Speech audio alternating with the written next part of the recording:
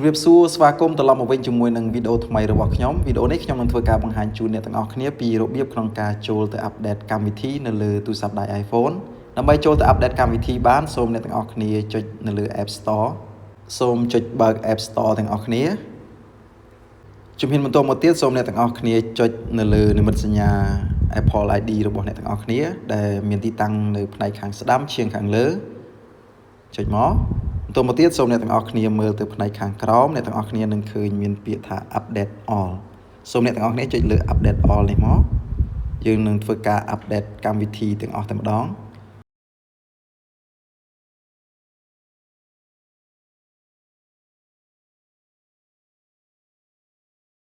នៅពេលនេះដំណើរការនៃការ update កម្មវិធីនៅលើទូរស័ព្ទដៃ iPhone គឺ update បានដោយជោគជ័យ